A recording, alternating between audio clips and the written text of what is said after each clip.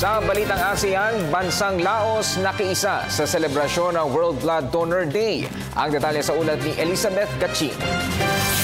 Pagdodonate ng dugo ay malaking tulong at paraan para makapagdugtong ng buhay. Kaya naman sa bansang Lao, pinahalagahan nila ang kahangahangang gawain ito.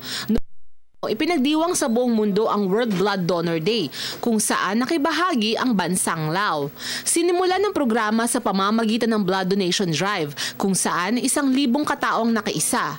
Ayon kay Lao Deputy Prime Minister Asang Laole, ang tao ng pagtitipon na ito ay makakatulong para lalo pang mamulat ang karamihan sa kahalagahan ng blood donation.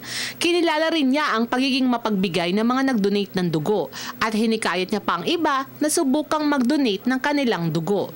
Ayon sa World Health Organization, hindi pa rin sapat ang dugo sa mga blood bank dahil sa iba't ibang kadahilanan tulad ng kakulangan ng mga nagdo-donate, maikling shelf life at sa dami ng nangangailangan nito, kung kaya't regular na blood donors ang solusyon sa suliraning ito. Ayon sa pag-aaral ng WHO, karamihan ng mga nagdo-donate ng kanilang dugo ay ang mga kabataan na may gulang na 18 hanggang 24.